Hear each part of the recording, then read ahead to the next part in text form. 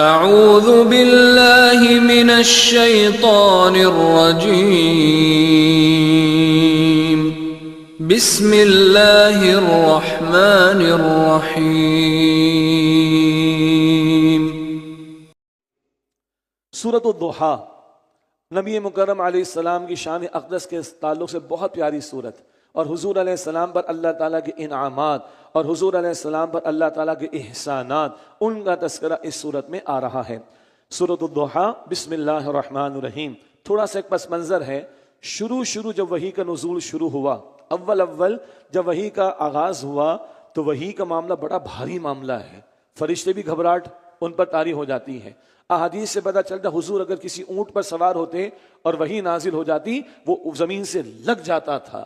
تو شروع بڑا نیا معاملہ تھا حضور کے لیے۔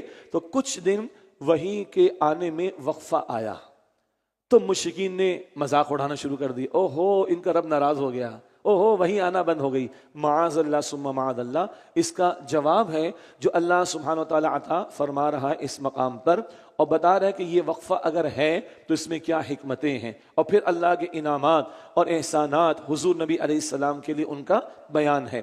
بسم اللہ الرحمن الرحیم۔ والضحیٰ، قسم ہے چڑھتے دن کی روشنی کی، دن نکل آئے چاش کا وقت، قسم ہے چڑھتے دن کی روشنی کی، واللیل اذا سجا، اور قسم ہے رات کی جب وہ چھا جائے، ما ودعک ربک وما قلی، آپ کے رب نے نہ تو آپ کو چھوڑا ہے اور نہ وہ آپ سے ناراض ہوا ہے۔ دن کی روشنی میں کام کاج ہوتا ہے، محنت ہوتی ہے، بندہ تھک جاتا ہے، رات کی تاریکی میں سکون کی نیند آ جاتی۔ تو دن کی مشقتوں کے بعد، محنتوں کے بعد، اسٹرگل کے بعد گیپ ضروری ہے نا آرام کے لیے، پھر تازہ ہضم ہو جانا، پھر اگلے دن کھڑے ہو کر محنت کرنا۔ سمجھ آ گئی بات؟ تو وحی کا نزول بڑا بھاری معاملہ ہے، اس بھاری معاملے کو حضور یوزٹو ہو جائیں صلی اللہ علیہ وسلم، یوزٹو ہو جائیں اس کے، یعنی عادی ہو جائیں اس معاملے کے۔ اللہ نے وقفہ رکھا تاکہ وحی کا بھاری جو معاملہ ہے اس کو سہارنا اللہ کے رسول علیہ السلام کے لیے آسان ہو جائے۔ ما ودعک ربک وما قلی، آپ کے رب نے نہ تو آپ کو چھوڑا ہے اور نہ وہ آپ سے ناراض ہوا ہے۔ وَلَلْآخِرَةُ خَيْرٌ لَكَ مِنَ الْأُولَىٰ، اور یقیناً ہر آنے والا وقت بہتر ہے آپ کے لیے پہلے گزرے ہوئے وقت سے۔ اگر سیرت النبی کا جائزہ لیں، 23 برس کو ہم بریک کریں تو 13 برس مکہ مکرمہ مشقتیں ہیں، صبر کے مراحل ہیں، لیکن مدنی دور میں فتوحات بھی، اللہ کے دین کا غلبہ بھی ہے۔ ہر آنے والا وقت آپ کے لیے پچھلے گزرے وقت سے بہتر ہوگا، اور آخرت جب آئے گی تو دنیا سے بہت بہت بہت بہت بہتر اور عظیم انعامات اللہ تعالیٰ نے آپ کے لیے رکھے ہیں اے نبی علیہ السلام۔ وَلَسَوْفَ يُعْطِيكَ رَبُّكَ فَتَرْضَىٰ، اور عنقریب آپ کا رب آپ کو اتنا عطا فرمائے گا کہ آپ راضی ہو جائیں گے۔ سبحان اللہ، عنقریب آپ کا رب آپ کو اتنا عطا فرمائے گا کہ آپ راضی ہو جائیں گے۔ اللہ اکبر کبیرہ۔ حضور کی حدیث ہے بڑے دل سے سننے والی، حضور نے فرمایا میں تو اس وقت راضی ہوں گا، مسلم شریف میں اس وقت راضی ہوں گا جب میرا ہر امتی جنت میں داخل ہو جائے گا، اور اللہ فرماتا ہم آپ کو راضی کریں گے۔ تو حضور نے تو ہمارے لیے بڑا کچھ کیا ہے بھائی صلی اللہ علیہ وسلم، راتوں کو اٹھ کر پوری رات روئے ہمارے لیے۔ قیامت کے نہ باپ پوچھے گا نہ ماں پوچھے گی، اللہ کے رسول دعا کریں گے یا رب امتی، اے میرے رب میری امت، اے میرے رب میری امت۔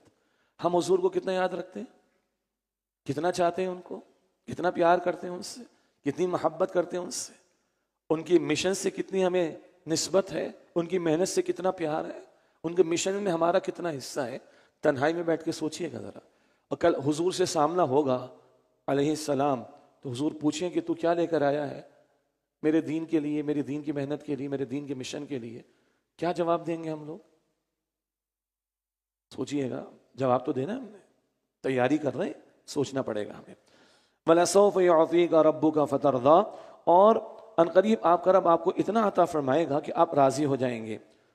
أَلَمْ يَجِدْكَ يَتِيمًا فَآغَىٰ، کیا اس اللہ نے آپ کو یتیم نہیں پایا پھر اس نے آپ کو ٹھکانہ عطا فرمایا۔ سبحان اللہ۔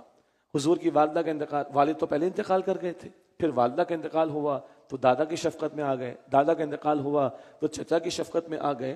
اللہ تعالیٰ نے حضور کے لیے انتظامات فرمائے صلی اللہ علیہ وسلم۔ فرمایا وَوَجَدَكَ ضَالًّا فَهَدَىٰ، اور اس اللہ نے آپ کو حق کی تلاش میں پایا تو راہ دکھائی۔ حضور 36 برس کی عمر میں کہاں جانا شروع ہو گئے تھے؟ غار حرا میں تنہائی اختیار کی۔ یہ معاشرے کی تباہی، اس کا حل کیا ہے؟ غور و فکر کرنا شروع کیا۔ 40 برس کی عمر میں اقرا بسم ربک الذی خلق، سورہ علق پڑھیں گے کچھ صورتوں کے بعد انشاءاللہ، وہ پہلی وحی کا نزول ہوا۔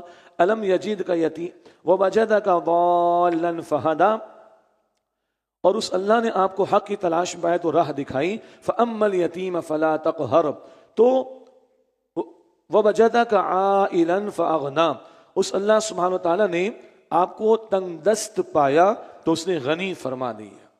تنگ دست پایا تو غنی فرما دیا۔ چچا کے ساتھ بھی رہے اور حضور نے ذمہ داری اٹھائی ہے، بکریاں بھی چرائی ہیں، چچا کے ساتھ تجارت میں بھی حصہ لیا ہے، اور بی بی خدیجہ رضی اللہ تعالی عنہ کا مال بھی تجارت کے لیے لے کے گئے ہیں۔ پھر بی بی خدیجہ سے نکاح بھی ہوا ہے، اللہ نے ان کے مال کے ذریعے بھی حضور کی معاملت فرمائی ہے، نصرت فرمائی ہے۔ فرمایا وَوَجَدَكَ عَائِلًا فَأَغْنَى، اور آپ کو تنگ دست پایا تو اس اللہ نے غنی فرما دیا۔ فَأَمَّا الْيَتِيمَ فَلَا تَقْهَرْ، تو آپ یتیم بس سختی نہ کریں۔ یہ حضور کو تعلیم ہے امت کے لیے۔ حضور تو خود یتیمی کی زندگی سے گزرے، تو یتیموں سے محبت حضور سے بڑھ کر کون کرے گا صلی اللہ علیہ وسلم۔ اور یتیموں کے بارے میں آپ کی ہدایات ہم پڑھتے ہوئے آئے ہیں سورہ البقرہ میں، النساء میں، الانعام میں۔ حضور کی ایک حدیث ہے کہ میں اور یتیم کی کفالت کرنے والا برابر ہوں گے۔ کیسے؟ حضور کا مبارک ہاتھ حضور نے اٹھایا صلی اللہ علیہ وسلم، اور اپنی 2 مبارک انگلیاں ملا کر ایسے حضور نے دکھائیں۔ تو یتیموں کے بارے میں حضور نہیں بتائیں گے تو اور کون بتائے گا؟ صلی اللہ علیہ وسلم۔ فَأَمَّا الْيَتِيمَ فَلَا تَقْهَرْ، تو آپ یتیم پر سختی نہ فرمائیں۔ وَأَمَّا السَّائِلَ فَلَا تَنْهَرْ، اور مانگنے والے کو نہ جھڑکیں۔ یہ حضور سے خطاب ہے، امت کو تعلیم دی جا رہی ہے۔ کسی کے ساتھ اچھا نہیں کر سکتے، برا تو نہ کرو بھائی۔ کیا مطلب؟ مدد نہیں کر سکتے تو برا تو نہ کہو، یہی اچھا ہوگا کہ تم اس سے معافی تلافی کر لو، دعا دے دو، جھڑکو مت۔ یہ ہمیں تعلیم ہے حضور کے ذریعے سے علیہ السلام۔ وَأَمَّا بِنِعْمَةِ رَبِّكَ فَحَدِّثْ، اور اپنے رب کی نعمتوں کو خوب بیان کیجیے۔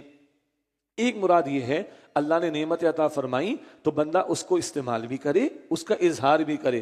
ایسے نہیں کہ اللہ نے دے رکھا ہے اور بیچارہ بندہ ایسے محتاجوں کی صورت بنائے بیٹھے کہ لوگ زکوٰۃ ہاتھ میں اور صدقہ فطر ہاتھ میں تھما دیں اس کے۔ غلط بات۔ اللہ نے نعمت دی ہے، اس کو بندہ استعمال کرے۔ ہاں تکبر نہ ہو، دکھاوا نہ ہو، اچھا پہن کر دوسروں کو حقیر نہ سمجھے، یہ تو تکبر ہے، یہ تو برباد کر دینے والا ہے۔ لیکن نعمت اللہ نے عطا فرمائی، اس کا اظہار ہو جائے، اس کا بیان ہو جائے، یہ اللہ کو پسند ہے۔ وَأَمَّا بِنِعْمَةِ رَبِّكَ فَحَدِّثْ، اور اپنے رب کی نعمتوں کو خوب بیان فرمائیے۔